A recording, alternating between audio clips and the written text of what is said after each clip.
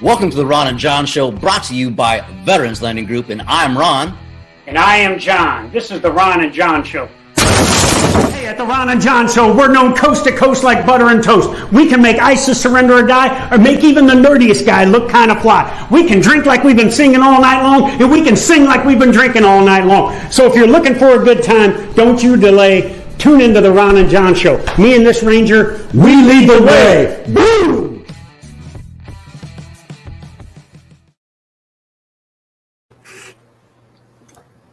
Oh! Well, I had to show the intro because, we're going to talk a little bit about surrender or die today, man. But how you doing, brother? Brother, I am fantastic. Had a phenomenal PT session this morning. Got my PME hard in with a good 4 miles of in the rain. Awesome. Like we do. Actually, I know you took off for a little bit with the little windmill and to your favorite place on the ocean. I took a little trip out to Arizona to celebrate with some veterans out there, a birthday. It's been a fantastic month, brother. As well as, I mean, how can we forget the time that you and I shared together in fantastic Las Vegas there at Nellis Air Force Base? Hey, you know what I loved about that trip, Ron, is we did some phenomenal leadership, transition seminars with 4 different sets of airmen. And we did a lot of great office calls with senior leaders and everything, and had a phenomenal time. We got some killer PT in down there, and people may not believe this, but we did not go to the Strip one time. Not once. Tempted. We didn't go to Fremont Street, not once. But we did hit that In-N-Out. Yeah, you can't go to Vegas without hitting In-N-Out burger, man. So we had to get our grease on, brother. But Yes, we've been doing these trips, for 14 months now, and I will tell you, Nellis was one of the best I've seen. The most informed and fired up and motivated troops that I've been around in a while. And our hats go off to Chief Hernandez, Chief Villarreal, and Chief Morgan that took care of us out there, man. Absolutely. I mean, they just keep getting better and better. And I was blown away, just as you were, from the questions, the intelligent questions, the type of questions. It wasn't things that were frivolous that I would say people might think that, as generations get, younger in the military, these are ones that are really focused on the mission. They're focused on their career. They're focused on what they can do to be a part of the fight. And they show that. And it was a fantastic to see from all levels of that wing. That was just it was phenomenal. And as you said, it's a testament to their leadership. Yeah, it was awesome. So a shout out to Team Nellis, and thanks for having us. And our next month will be at Fort Bragg, the center of the universe. Looking forward to that as well. So, oh yeah. But a lot is going on nowadays, and we talked a lot about this in Vegas. That we live in a very hypersensitive world now, and there are things that people can do and say that can get people fired up. And I also believe that there's 2 pandemics going on right now. And I've talked about this before. We got the coronavirus pandemic, but we also have a pandemic of the emotional influenza that goes on around our country. So let's talk about what happened to Tucker Carlson last week in Fox News, brother. I know you saw the video, man, and it was so let's to give context, Vic, can we play the video just so our audience can see it here? Won't explain the reasoning behind this plan, but there are some clues. Last year, we learned that China has quickly developed the world's largest naval force. In 2015, China had 255 battle force ships. Now they have more than 360. And many of those ships are more capable than anything in the American naval fleet. So how are we responding to this? Well, at the White House yesterday, Joe Biden addressed it effectively. What's the American military's response? Here's what Joe Biden said. Some of it's relatively straightforward work, where we're making good progress designing body armor that fits women properly. tailoring combat uniforms for women, creating maternity flight suits, and updating requirements for their hairstyles. And some of it is going to take an intensity of purpose and mission to really change the culture and habits that cause women to leave the military. So we've got new hairstyles and maternity flight suits. Pregnant women are going to fight our wars. It's a mockery of the U.S. military. While China's military becomes more masculine as it's assembled the world's largest navy, our military needs to become, as Joe Biden says, more feminine, whatever feminine means anymore, since men and women no longer exist. The bottom line is it's out of control, and the Pentagon's going along with this. Again, this is a mockery of the U.S. military and its core mission, which is winning wars. Yeah, brother. I'll just start with that before we, I think he was on a roll on what the concern was, China. And as our Secretary of Defense outlines in his message to the force, China is a pacing challenge. And I think everything he's talking about China is exactly right. They have a much more larger military than we do and a naval presence in the Pacific than we do, and they're out past the second island chain and everything. But when he tried to compare us trying to get after being more diverse and inclusive, I think he crossed the line there. Your thoughts, brother? No, absolutely, brother. It's and I could see where there'd be outrage, and yeah, when he put that out there, it's just and I saw kind of where that attack, or not the attack, let's just say where he was going with it. Okay. Yeah.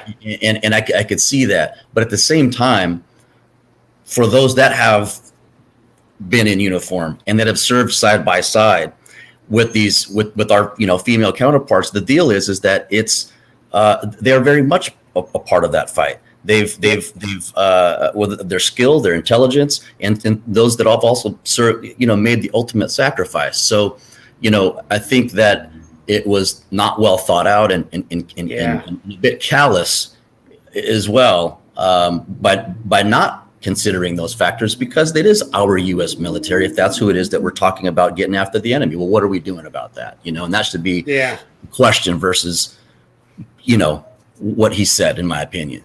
Yeah, everybody that serves in uniform, and you kind of laid it out, Ron, they love to serve. They want to wear their uniform. But, there are our female warriors, they want to be mothers. They want to have families. So they want to serve, and they want to, build their own family as well. So, we have to develop uniforms that will allow them to go through their pregnancy and still be able to wear the uniform with pride and be proud of themselves. And look, we still have women that are pregnant up to a certain amount of time. They're piloting airplanes or aircraft, or they're doing other things, whatever their specialty is. So we need to develop uniforms for them. I liken this to when I went to visit our wounded in 2007 in Walter Reed, and one of my guys that was there had been shot by a sniper in Muqtada, Iraq, and he was there. He had complete loss of use of his right arm and everything. And I asked him, what can I do for you? And he said, I need a name tape for my uniform. And I said, well, they don't give you name tapes here. And he said, well, the guy that sponsors me here, my squad leader, said, well, you don't have to wear your uniform here. He doesn't get it. He wants to wear his uniform. He wants to wear it with pride. He wants to wear that combat infantryman's badge that he earned in combat. The same way our female warriors want to wear their uniform with pride as they continue to grow their own families. So, hey, and then the other part of this, brother, was, we had some military leaders that kind of, gave it back to Tucker Carlson. Some were critical, some got into a tete-a-tete with him. And, and now we're in this situation now where people think that the military is using their official office on social media to conduct political attacks. And So to be transparent, though, Ron, I want to show the tweet that I made shortly after Tucker Carlson said what he said. So, Vic, can we show my tweet?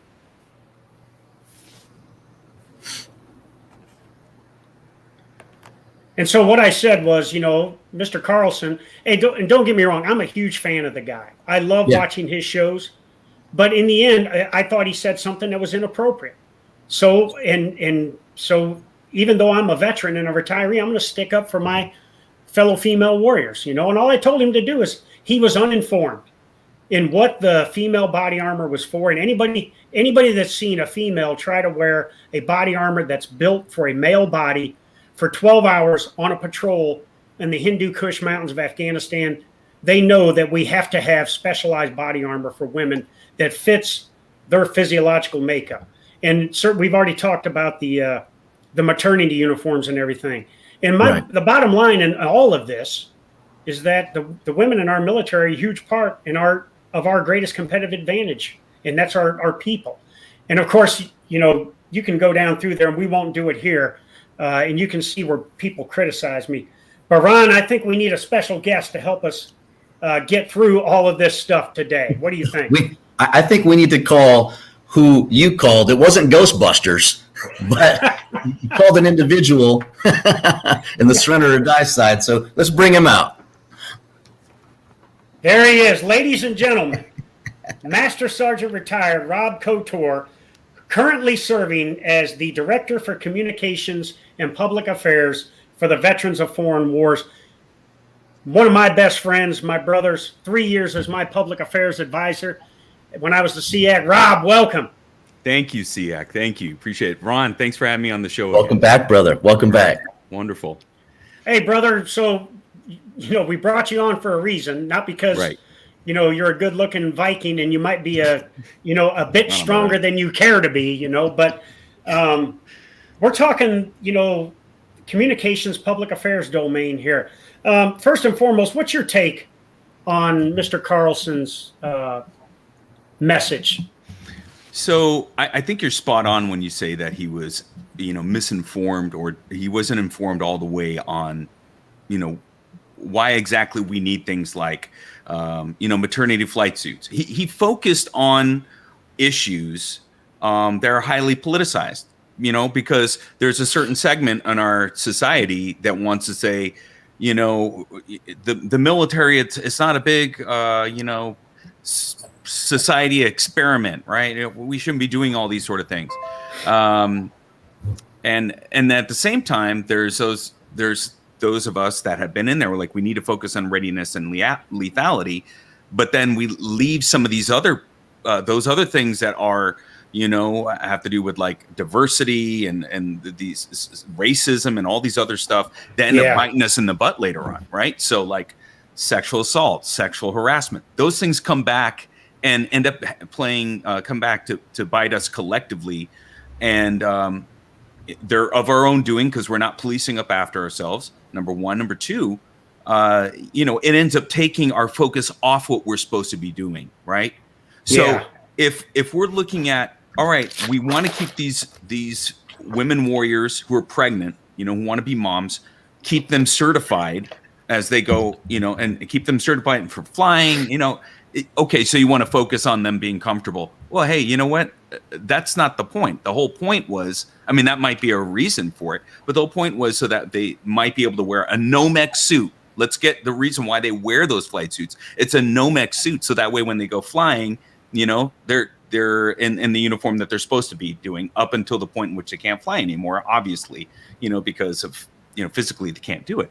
I mean, and there's other arguments that I don't think that are necessarily for, you know, for the what do you call it, the Lance Corporal, Secretary of Defense, to say whether or not a woman should be flying because training mission, and whether or not somebody can die in a training mission, and then you have two people that end up being dead. That's not the conversation here. The conversation is that Tucker Carlson had focused in on this one particular thing to contrast that, you know, China, while they're getting stronger, we're getting weaker. And I don't think that's necessarily the case. It's just that we live in a free democracy where we have people that, that have the First Amendment, that we care about those things. And we're not in communist China, where everyone is forced to into service to have to wear a certain thing. Everybody goes and fights. Everyone's going to lay down their life for, the Red China and everything like that. So there's a lot to that conversation, and it's hard to just say, oh, well, look at us, we're getting more feminine. That you're just focusing on one thing, Yeah. Go ahead, Ron. Yeah, when it talks about that, like the lethality, right, and less, we're becoming less masculine and all that stuff, and that's really what they're getting out to. Can we still kick someone's ass, right? Mm-hmm. Okay, and I was speaking with someone earlier and giving in this analogy is, there's the tip of the spear, right? And that the tip of the spear, as we know, is whether that be across the military, special operations, various strike packages, various, whether that be Marines, Army, infantry, whatever. There's that piece, okay? But without the rest of that, exactly, that spear, the way that it was forged, the aerodynamics of it, so when it throws, all those things have to be, or as a collective, is what we are as a military. And as we know, John, is when we've, in all of our travels, it's a mixed bag of male and females in there, and that are all still very much getting after the mission of what it takes for us to be, the top military in the world. And that hasn't slowed us down. I don't, not one bit. And so I think it was just that if they're going to focus on, hey, is it going to be, are we still as lethal? Are we still going to be able to kick someone else's ass? Because I don't necessarily feel that word, just because something is more masculine doesn't mean it's any less lethal, especially the way that we deploy, really folks in all their the branches, but their MOSs, their job skills, they're there doing their job to support the overall mission, and that should never be discounted. I think you have a great analogy with the spear, and that is, there is all this that goes behind that tip of the spear, right? And if you've ever thrown any kind of spear or anything like that, even when you were a kid, one little splinter will throw you off, and you won't be able to hit your target, or it will be off target. So we need to make sure that those splinters, right, that they don't become a problem. So if that means, hey, okay, you can wear a ponytail when you go to PT or in your uniform, or hey, is you wearing, no big deal. Let's get back after that, after what lethality truly is, right? Everybody getting stronger, faster, more agile, focused on the mission, and defeat the enemy and win. And that's what we need to get back to. And so many times you'll have somebody like Tucker Carlson, who is a political commentator. He is giving his version and his opinion of what's in the news, right? So you could take that for what it's worth, and you can let that go. And I understand everybody got emotional with that. And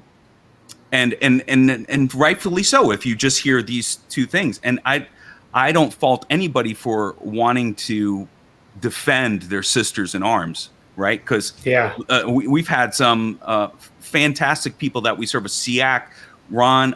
I've like in my career field, when I came with the Army, like more than half were females, highly respected, super smart, were be able to do things that, that I had to depend on. And we depend on one another. So that's what my team was that I came from. And I think there's many people in the military that feel the same way. So I don't feel it's wrong to come to the defense of that. But here's the thing. You said in the beginning, I am, I am now the director of communications for the VFW. I don't have anything that says VFW on my chest. Even if I was to say my opinion does not necessarily reflect the VFW, it doesn't matter. I just said that I work for the VFW. So if somebody's out there and they're paying attention, they're like, oh, we're going to wait and see what he has to say. So you better believe everything I'm saying right now is measured, because I know who I represent. And and doesn't mean that I don't have an opinion. It doesn't mean that I can't speak freely on certain things. I just need to be careful in the way that I approach it. So, back to his point that he was trying to make, the Chinese do a lot of genetic testing on their own soldiers, sailors, airmen. I don't think that's going to happen in the United States military anytime soon. Okay. But I mean, you could go down a rabbit hole with the Chinese military as far as you want to, and with their disinformation campaigns and the things that they do. So I got the point he was trying to make, but it was a poor choice, and when we go back to the analogy Ron made, the tip of that spear now is male and female now, Right. It's not just male, and we have females that are at the tip of the spear too. Hey, now let's talk about the other thing. We talked about our military leaders that were coming to, basically they were sticking up for our female warriors. I showed the tweet as a veteran and retiree. I felt I needed to stick up for the women that serve in our military. I think you've seen some of the messages that have come, across in some of the videos. And I will tell you, one of the best friends that we have at the Ron and John Show is the U.S. Space Command Senior Enlisted Leader, Master Gunnery Sergeant Scott Stalker. Rob, you know him very well. And he was very vocal, and he put out a video that went viral. I think it has over 3 million views right now. And so, Vic, can we play video number 1 of Scott Stalker, please? Drama TV. Ladies and gentlemen, that's what I call it. I'll apologize up front and tell you that I don't have cable news at home. I don't have it here in the office, and I don't watch a lot of drama TV. I understand some comments were made yesterday, and I watched the clip that Mr. Carlson produced as he referred to pregnant women in the military. I'll remind everyone that his opinion, which he has a right to, is based off of actually 0 days of service in the armed forces. Let me offer you my opinion. My opinion is based off of 28 years of actual service in the military, 28 years in the Marine Corps, in combat operations out at sea and in garrison. And so he was talking specifically about pregnant women in the armed forces today and how it makes us less lethal and less fit and less ready. Let me tell you where he's wrong. Those decisions were made by medical professionals, by commanders, and our civilian leadership that allows for women to have more time with their children, to recuperate, to get fit and ready, to take that time that's necessary that our medical professionals know is needed, which actually makes us a more lethal and ready and fit force, ready to fight the wars of today and the wars of tomorrow. The bottom line is that we value women in our armed forces. We value those that have served in the past, and we value those that have served today. We value our families in the military. I want to say God bless everyone that is serving today. God bless the women that are serving today. God bless the men and women that are serving today. God bless our country, our partners, and our allies. Let's get back to work. Let's remember that those opinions were made by an individual who has never served a day in his life. Let's remember that's all about drama TV. God bless America. Semper Fidelis. All right, Ron. When I first saw that, I was like, good. Somebody needs there needs to be a voice, right? And I'm not shocked that it came from a Marine, actually, and I'm not shocked that it came from Scott. I think it was because he's just like all of us, but he's in there. He's been there. We just left Space Command, and he talked about the phenomenal staff that he has and introduced us to all of them. In fact, it's so I could see where he was pissed, right? Yeah. But the delivery, when I hear about or listen to, is there a political tone to that? Is there one side or the other that of an agenda or a personal preference on like, again, politics? And I can't find it. I just saw somebody that was passionate, somebody that was fired up, and shared their opinion. And then obviously from that, others voiced their opinions as well. So that's my take on it. Is that I was and when I started looking at the comments it was all support. I mean, there was very, very few, if anything, and it was probably the ones that I saw were kind of taken out of context. But You know, I don't know. It's to see what's going on and the backlash from it. That's frustrating. That, in my opinion, was our political moves. So, Rob, you spent over 2 decades as a public affairs advisor. You advised me for 3 years, and you probably kept my ass out of some soupy situations that could have went south for me. Your thoughts on our good friend Scott Stalker's video?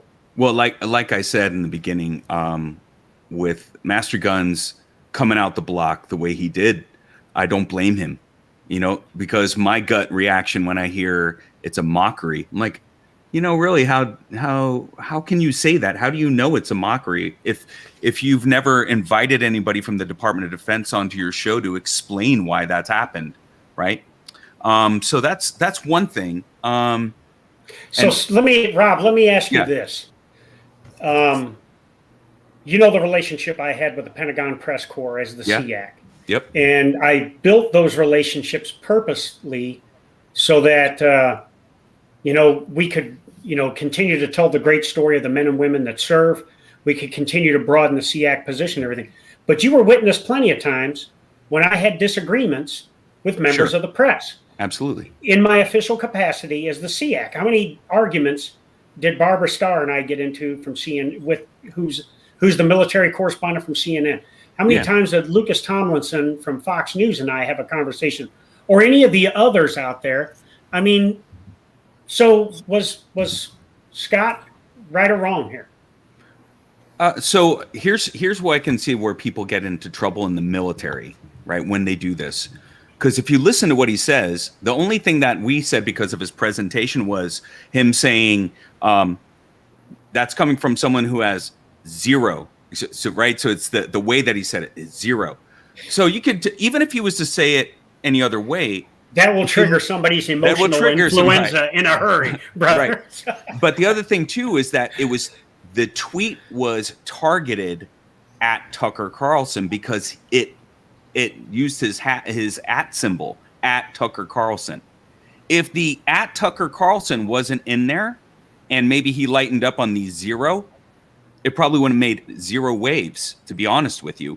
But because it was targeted at Tucker Carlson and it said Mr. Carlson twice in the actual text of the tweet, that's when the eyebrows were raised and it got people's attention, because it wasn't the command senior enlisted leader talking to his troops about it. It was now him focusing the tweet, even though it sounded like he was talking to the troops. The tweet was directed straight at Tucker Carlson. And that's something you got to know when you're in, you know, if in this day and age, you got to know the domain that we're in social media, the information environment, that there are these little tweaks and hints and certain things, hashtags and ats that changes where your message goes. So that was a very targeted tweet, and it was targeted right at Tucker Carlson. So is there a difference between what he said and the Sergeant Major of the Army going on CNN, or general officers calling out the same? Exactly. Yeah, calling out the same gentleman on Twitter. I don't think so, because if they are also, you know, hey, at Tucker Carlson, are you what are you saying? It's a mockery, right? Then it's targeted right at that person. I think the question then comes in: should our military members, especially those in leadership, go after American citizens or members of Congress or members of the Fourth Estate, you know, with their comments and their opinions? Should they do that? Standing up for the troops is one thing, and we should all do that. But there's ways of doing it in which we can keep ourselves out of hot water and not go with a direct confrontation with the people that we have sworn to protect and serve with the oath. And well, actually, we're sworn to the Constitution, right? So that that's the entire American population.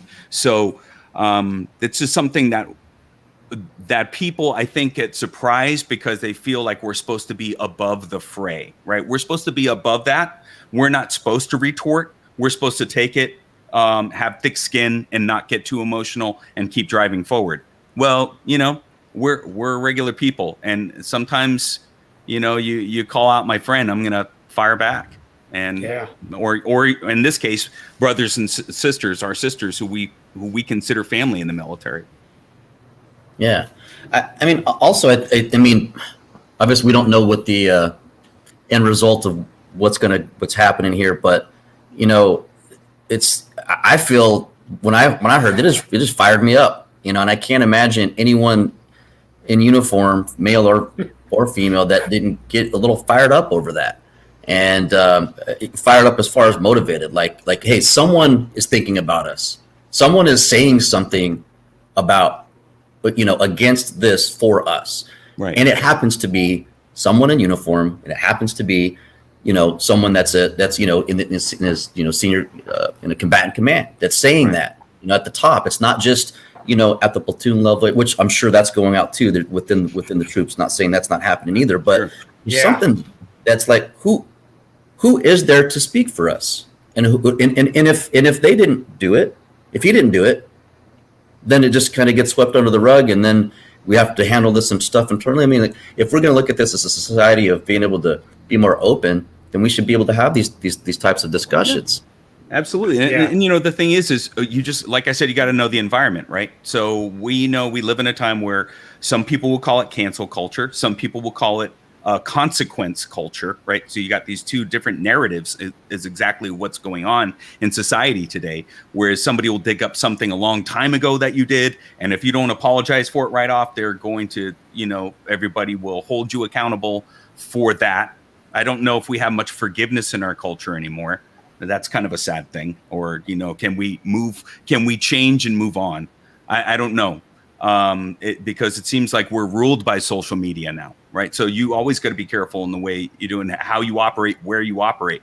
If you feel your career can handle it, if that means that there's a possibility that you can lose your job because of what you say, and you feel like, well, then maybe you should think twice. But if your boss has your back, then you, I think that you, in that particular case, can assume some risk and make a comment that is going to come to the defense of your troops, or in some cases fire them up, Hey, I will tell you, and what I appreciate about Scott, everybody knows Scott Stalker is one of my best friends.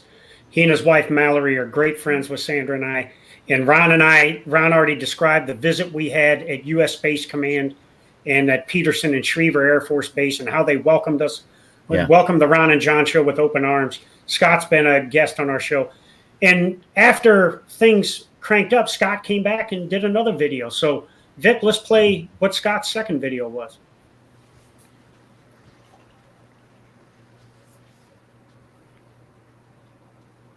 Wow. Last 24 hours have been pretty intense for me, ladies and gentlemen. And I just wanted to briefly say thank you to everyone that wrote me, and everyone that called, texted, sent me a message on Twitter or Facebook. I appreciate it. And I even appreciate the fact that those of you that had different opinions posted those as well.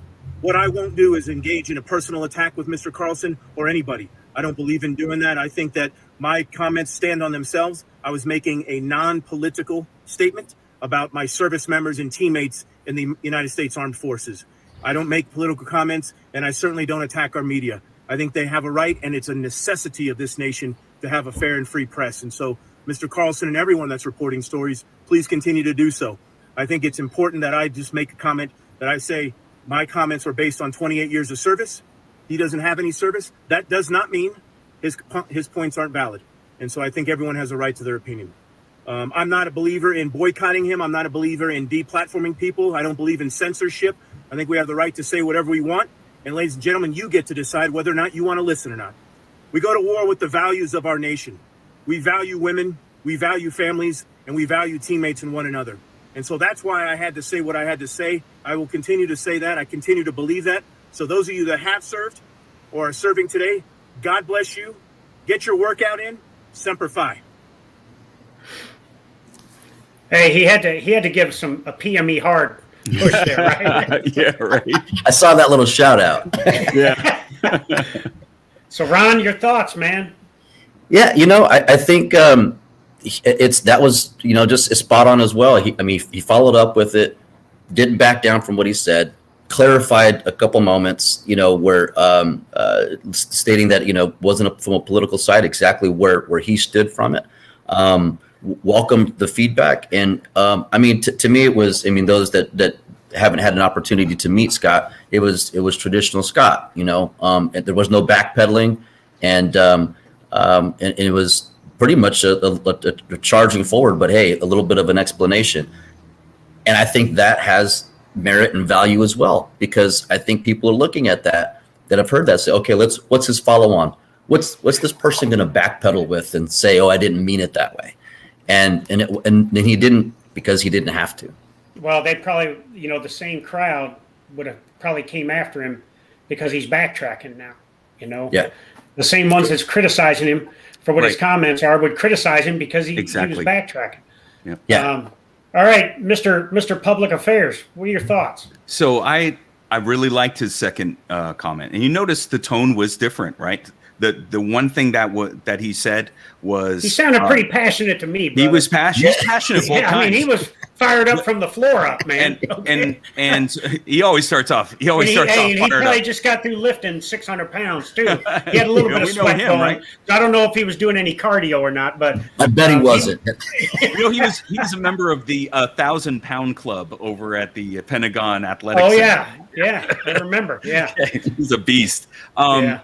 But he said that Tucker Carlson, while he has no experience, that doesn't mean that his opinion is not valid.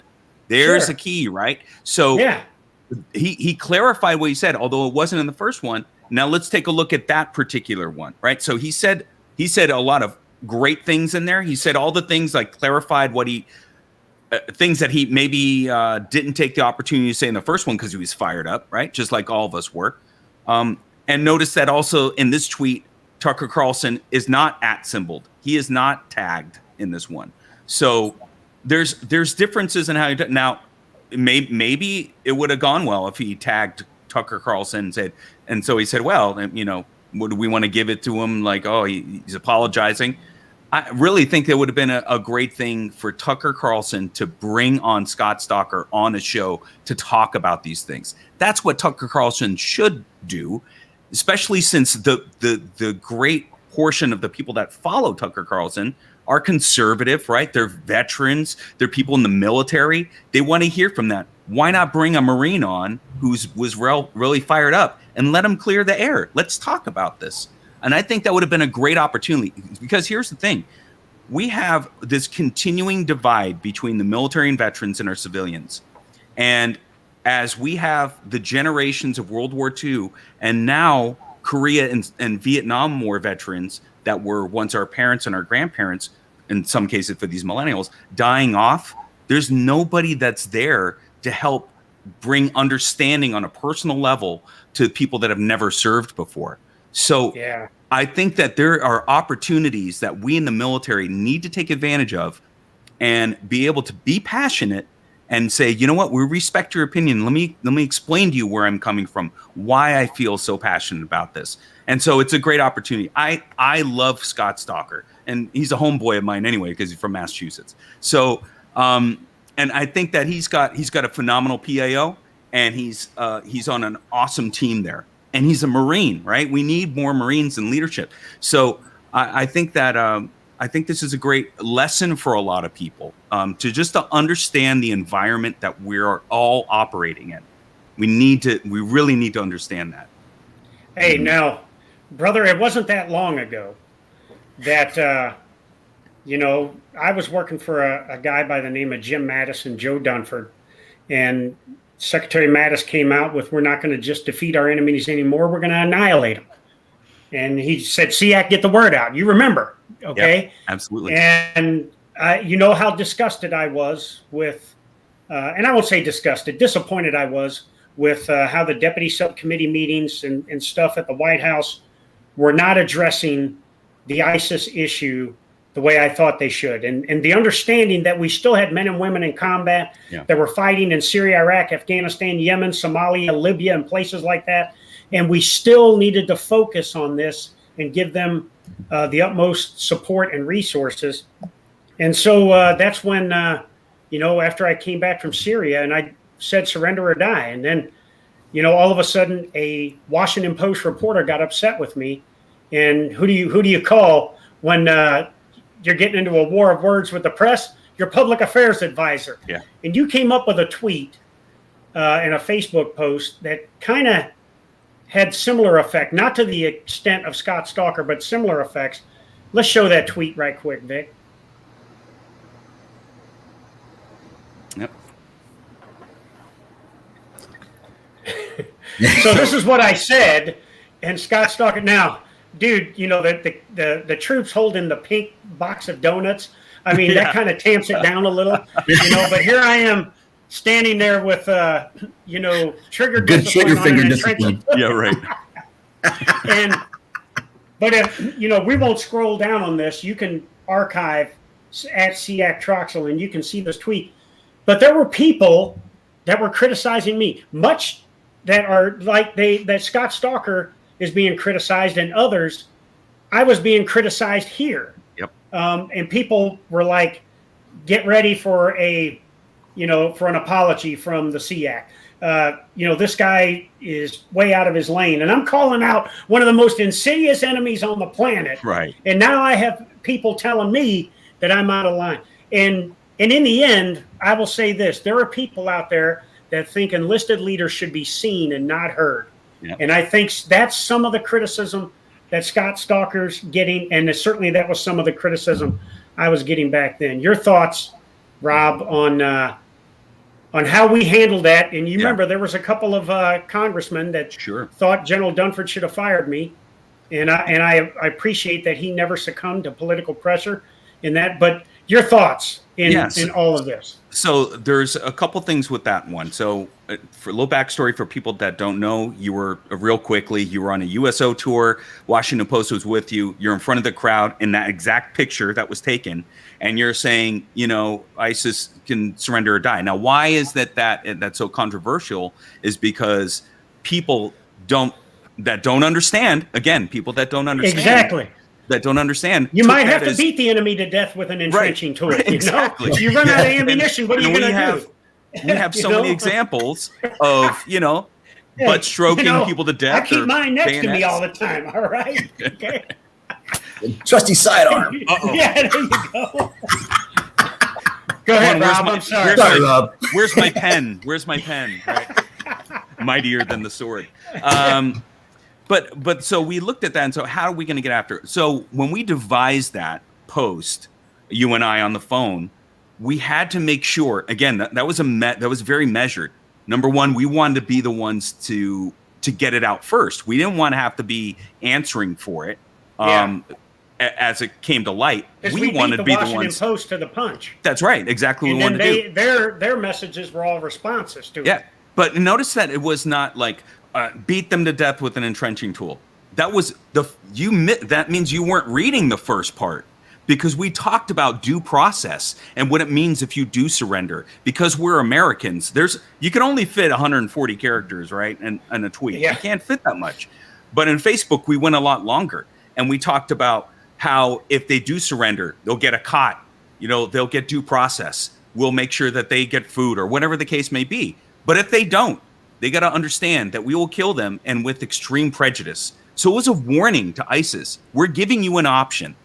You can continue on the path that you're going on, or you can die, because we will do that on behalf of of the people that are there in Syria, of the people that you've wronged for so many years, that you murdered, you massacred, and they were truly a scourge on the face of humanity. I mean, you can't argue that. So that, again, going back to that divide between military and civilian, that we see Hollywood and people are like, oh, well, that's just Hollywood.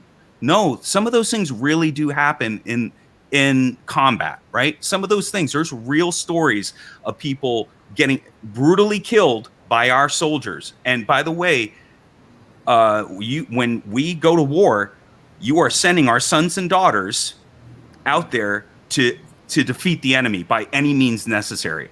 And so we got after that. We divide the tweet. We're going to own it. We even used the Special Forces defeat 𝗪𝗓. We put that in there as a hashtag as well, because we knew that ISIS was following that. So that was intended for ISIS and for the troops. We wanted it to be that way. So what ended up happening was, the media, because as soon as it hit Twitter, that's where the news media lives. They're looking at Twitter. They're not really looking at Facebook. They're looking at Twitter. So as soon as it hit Twitter, reporters were going all over the place. Oh man, look at he's advocating for war crimes. Nah, you didn't quite read it. And so what ended up happening was you had other reporters that were coming to your defense, not just people in the military, actual other reporters that were coming to your defense. You had people that were in think tanks that were talking about it, what the law of warfare is and what is within the within the confines of the law of warfare. And so we didn't have to really say anything. Now, yes, I had to come up with a response to the media because you were on vacation and I was, you were still on your tour. That was only coincidence, brother. I didn't leave you hanging, all right? Yeah. But I had to go see my grandson get born, okay? And so that's true. Little C. Yeah. Yeah. So, and I had to say that you weren't getting any, proceeds from, endorsing entrenching tools. But, but that's really what it was. And so again, that was an opportunity. Barbara Starr was one of the reporters that had said, is he advocating for war crimes? And people were going back and forth on this, and it brought a lot of attention. The thing is, we use that as an opportunity because you were like, Barbara, you want to come talk to me? Come talk to me. And she was in your office many times after that and end up becoming one of your, I wouldn't say a cheerleader, but she really liked you a lot. And she wanted to go with us to Somalia. That's it. Remember? Yeah, absolutely. I do remember that. She wanted to go with us I to think Somalia. she was ready to go and take an entrenching tool to Al-Shabaab, So people got to understand that the Pentagon press corps, the White House press corps, the press corps that's in Congress, they're there to be, to report back to the American people. How is your taxpayer dollars being spent? How are these people that are in the military and Congress and the White House, are they doing the things that we elected them to do? That's what they're there for. That's why they're called the Fourth Estate. So they are equally, freedom of press is a First Amendment right, and they're equally as protected as some of our other, all of our other rights. So we need to respect them, respect that. And even if you don't hold the same opinion as them, there's a way that we can go about having disagreements, informing and educating one another, and get to a place where we can have an opportunity so people can grow and learn. Yeah. Yeah. And, getting into the next part of it, since we're doing a little time, is that when the senator wrote that letter, right? Very directed, very poignant, and obviously gave a list and a myriad of, and I read through it. Some of it, I could see a little bit of where he was coming from, but the majority of that. Hey, Ron, can we show that letter? Yeah, let's go ahead and pop that thing up, Fix. Sorry there. So if y'all haven't had a chance to read it, I don't know if we have time to read the whole thing, but yeah. It's, it's. There we go. There it is. There's the highlighted spots. So let me get my cheaters on in here. Can we zoom that in, Vic, a little bit? Oh, yeah. There we go.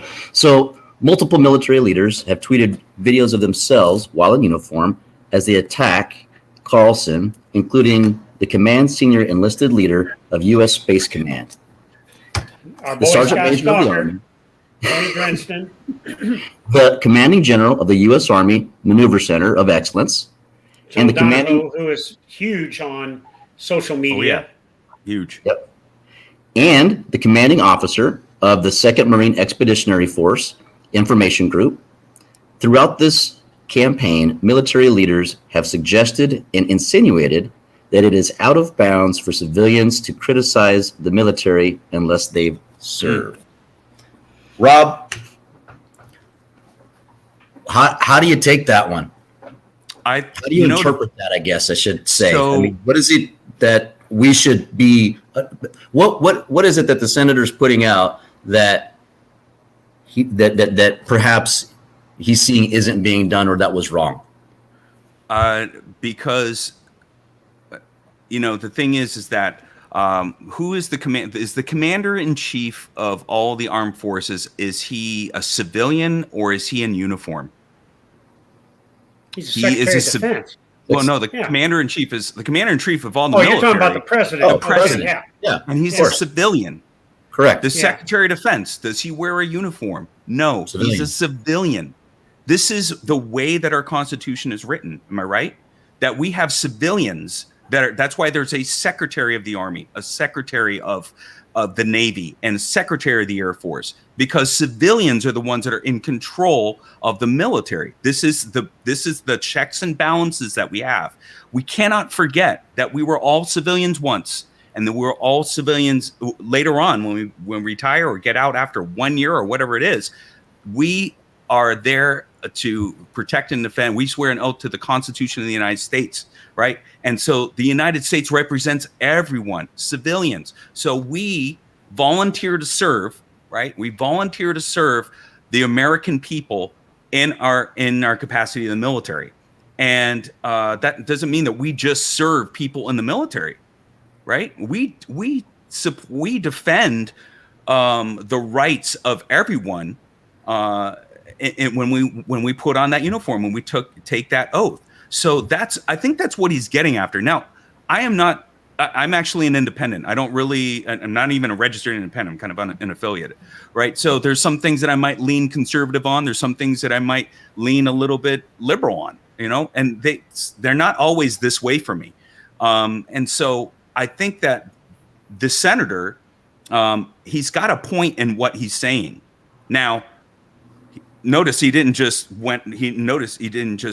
mention Scott Stalker in there. He also mentioned this, the sergeant major of the Army and a general and all these other people. And so it's interesting because what he didn't do is he didn't say the Pentagon press secretary. He didn't mention. Oh, he him. mentions him. He mentioned him in there in the letter. We just didn't show it. But he didn't put him in that group though, because No, he did not. Because Right. he's no longer wears uniform. He's a civilian now.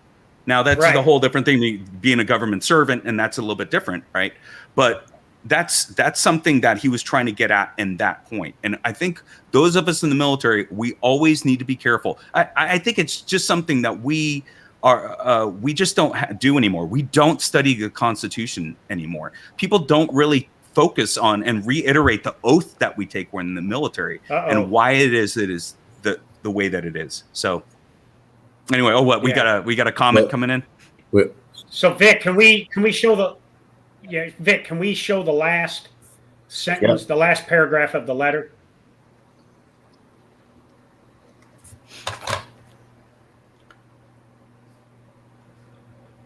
Yeah, I want to see the last paragraph of the. We're just talking about the commandant. No, when he talks about, he's insinuating that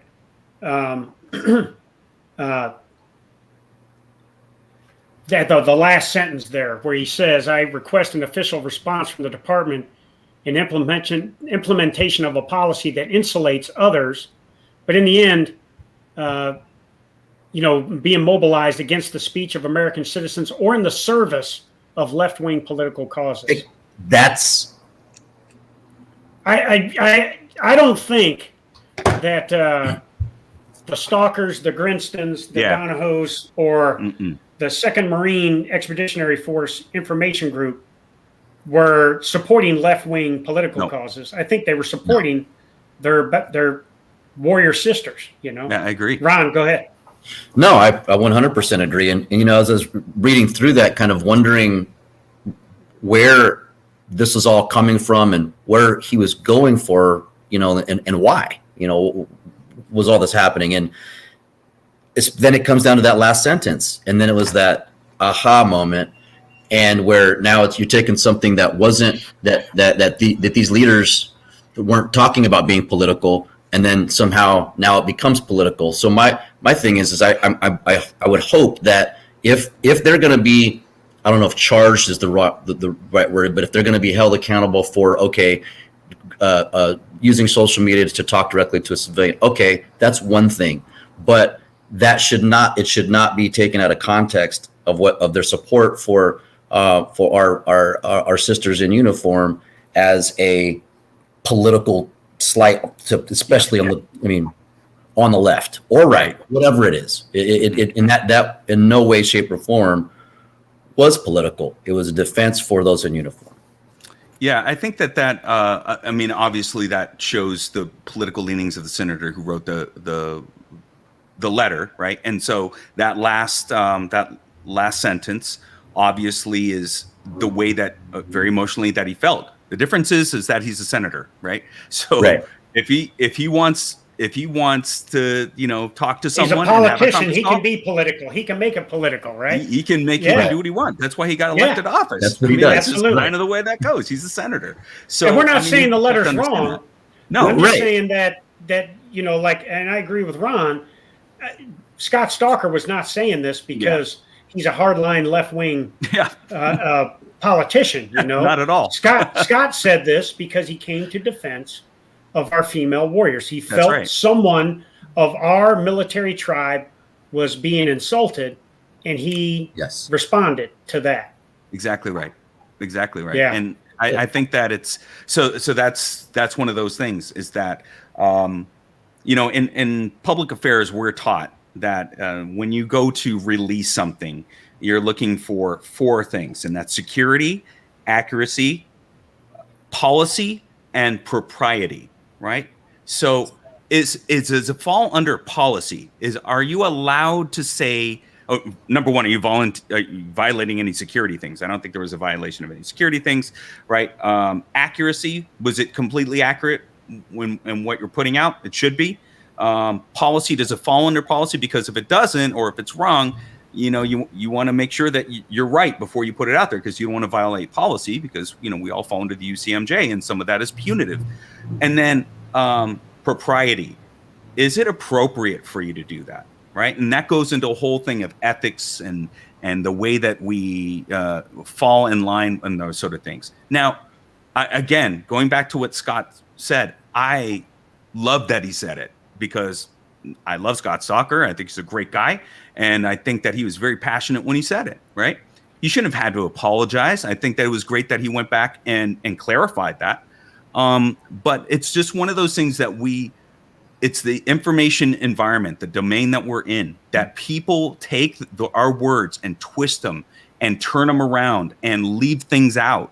And then get everybody to pay attention to one thing we said instead of the entire comment, the entire soundbite, the entire quote, and get people all riled up. And it's just something that we have to be extra careful in when we move forward. And we should have already been that way. And I hope nothing comes for this. Like I said, I really would hope that there's a dialogue that goes on about our military culture and civilians, and they get a better understanding of where we are, and we need more of that. So we can take this and turn it around and make it a good thing if we choose to. But I think the worst thing to do is to shut everything off, all social media, no more talking, because then we're just going to continue to divide between veterans, military, and our civilian counterparts. Well, you said it best, brother. If because the senator sent this letter to the Secretary of Defense, and we're going to take action, then it should not just be Scott Stalker that's held accountable. That's right. It should be across the board. Everyone that made this kind of statement, that's wearing uniform and used their official social media page to do this, should be held accountable. Yeah. And the punishment should be like, okay, it should not, hey, we're going to make an example out of Stalker and everybody else gets a pass. And certainly the officers get a pass. No, because I think that would create more of an uproar. Yeah. You know what I'm saying, Ron? Oh, yeah. We talked about this, brother, a couple days ago, and that's right. It's like, okay, it's out there, and it wasn't, isolated as far as, just Stalker, it wasn't just Scott. This is how people feel. And this is how, and you can see it's across branches there. So it's not, so you can't pit it on one branch or this, he's over Space Command. Which is a joint command. And I feel that's where because he works with these individuals every single day and sees how phenomenal they are, along with, I'm glad to see that a general officer came in and said, hey, it's likewise, and so on and so forth. But if there is going to be a I think there should be a learning experience. It should be a little more clarification on, okay, those @ symbols and stuff like that, and social media etiquette and what have you. But I also think that if it's going to be any type of punishment, that it has to go across the board. It shouldn't. Everyone was there. Everyone did it. Everyone stood up for it. Everyone, whether they had stripes or stars on their uniform. Yeah. You know, Hey, so I know we're running out of time. Yeah, go ahead. So go ahead. I want to show you an article from the New York Post that I pulled them today. And Vic, if we can show that right quick. This is the kind of response that the press is having because of this one incident. And so, you know, it's, you know, a go to the top, Vic. I'm sorry. A politicized U.S. military should horrify all Americans. Absolutely. A politicized U.S. military should horrify all Americans.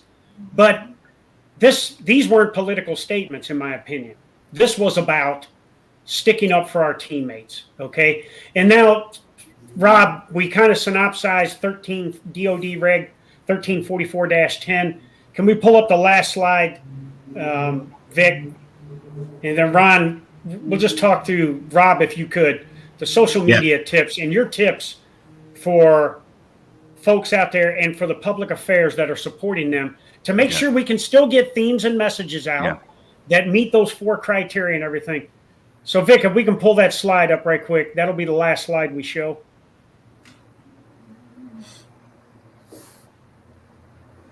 So, Rob, while we're waiting on the slide to come up, your thoughts on the way forward here, and what advice do you have for senior leaders out there, but also their public affairs people?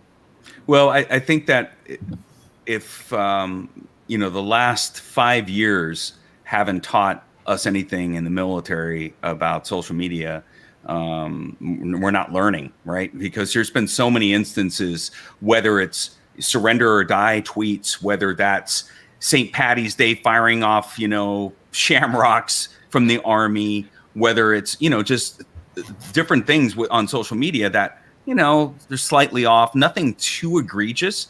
But we get to this place now where we're in a climate, right, especially after January 6th, and you have this huge scrutiny on military and the veterans because some people that were there on January 6th were arrested, were in the military at one time as veterans or still serving. So now you have this of, well, look, it's a politicized military continuing to go after it. You got to, hey, guys, let's pause. Let's press pause. And let's get back to what we do best. And that is communicating who we are and our values and what we do, and showing the American people where their treasure, the sons and daughters of this great nation, where they are serving in harm's way, where they're on the front lines of defense. Let's get back to messaging that. Let's get back to talking about how lethal we are and sending a message to the adversaries around the world that are just waiting for us to implode into ourselves. Let's get back to that type of messaging. So although I don't think there's anything wrong with people getting out there and having opinions, you need to be careful. And if you're in uniform, you know, there's certain things that you are just not entitled to do as when you didn't wear a uniform. That's just the way it goes. And social media is no different. Hey, and as wrong as January 6th, what veterans and active duty service members were doing there, the attack on the federal courthouse in Portland, and the setting fire of that same courthouse last week that had veterans and active duty members associated with those incidents, that's as bad too. And so we've got to, as Ron put out, there's got to be one standard, and we got to hold everybody accountable to that same standard. Agreed. So this was the slide that we wanted to put up, you know, and of do's and don'ts, kind of out of the DOD policy letter, and especially with social media and things like that.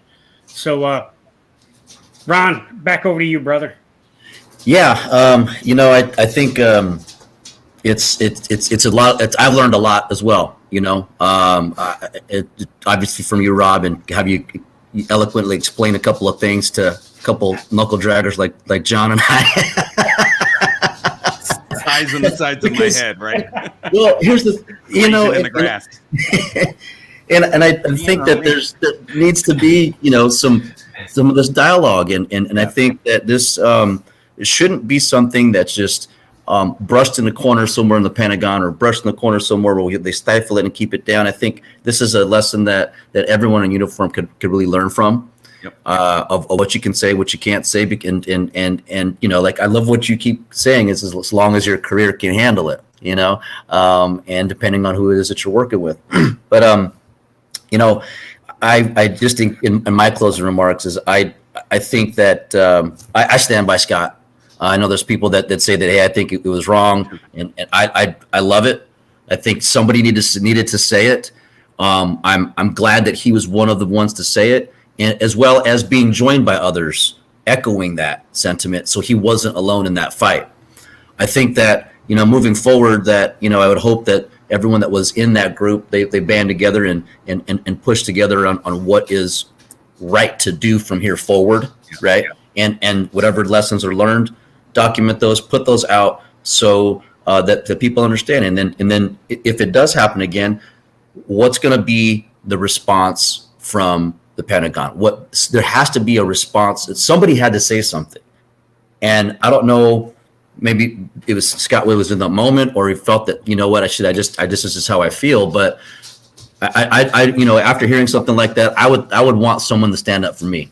You know, I would want somebody to stand up and have a voice, because we're in uniform. Right. And that's what we're talking about. So there has to be a little bit of someone with some moxie to just put it out there and say, you know, we're just letting this fly, and this is how we think about it. And so long as it's like you say, John, as long as it's not illegal, unethical, or immoral. Yeah. Right. Yeah. Hey, you know, I liken to what another good friend of the Ron and John show, our brother, Staff Sergeant D. Hicks, you know, the hashtag professional SPL. He says, I will not be silenced. And we don't want people to be on mute, because if you're on mute, as you described, Rob, that's where things like racism, extremism, sexual assault, sexual harassment, it'll continue to fester, because people will think that it's not their position to open up their mouth. Hey, Rob, we got to run, Rob. Yep. But brother, it is always an honor to have you on here. And, you know, like I said, for 3 years, you were the guy that kept me grounded as we traveled all over the world and into some interesting places. And we appreciate what you do, and keep doing great work with the VFW. And hey, had Ron and I on your podcast, man. Yeah, that's right. You guys are going to be on there. So hey, we're not wearing those funny hats though. Don't get us tied up into that stuff. That's not happening. There's a reason why we wear those hats, and it goes back many years. I mean, President Eisenhower wore that hat. So I just want to put that out there. No, you guys are going to be on the show. I'm going to be taken back over to the podcast, as Terrence Hayes has left. Great man, went off to go work for the VA. I'm going to be taking over that podcast. Last show, I'm targeting as in the last week of March. I'm going to have Phyllis Wilson on, president of the Women's Memorial. So it'll be perfect. Friend of ours. Yeah. Right, another great friend. Perfect timing.